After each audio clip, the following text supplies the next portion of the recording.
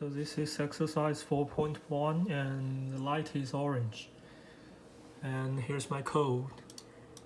So the orange is combined by mostly red and a little amount of green. So I change the number of the duty cycle here. 0 for blue, 0.1 for green, and 1 for red. So this is exercise 4.2. As you can see, the light changes from pure red to pure green over a 5-second interval and then repeats. And here's my code.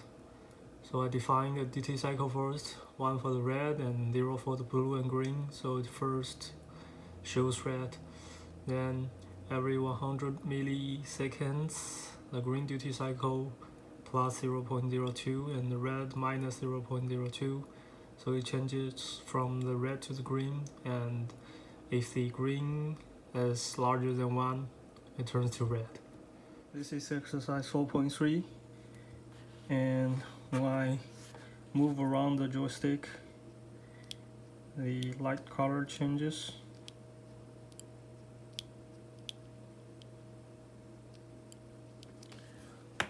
And here's my code. So I use the double function to define the x-ADC and the y-ADC to avoid calculation error. Then I define the blue and red duty cycle by y-ADC and x-ADC divided by 1023.00 to get these two values.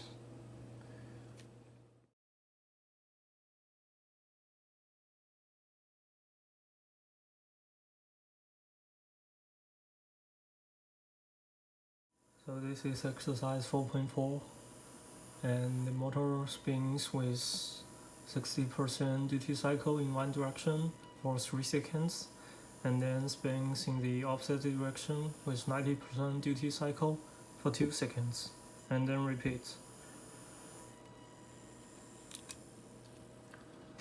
Okay, and here's my code. So in the loop, I define the duty cycle equals to 0.7, which is 70%, and in one direction, last 3 seconds, and then change to 0.9, and change to another direction, and last for 2 seconds. So here is exercise 4.5, and I use the joystick to control the motor.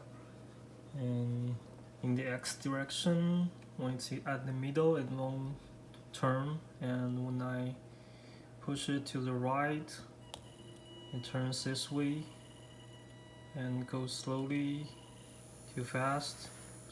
And when I turn left side, it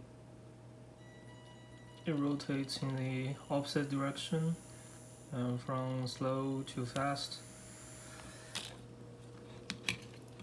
And here's my code.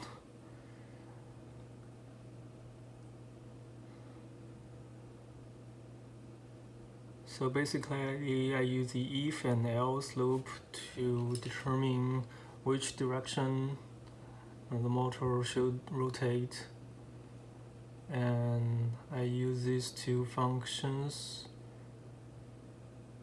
to control the duty cycle based on the ADC value.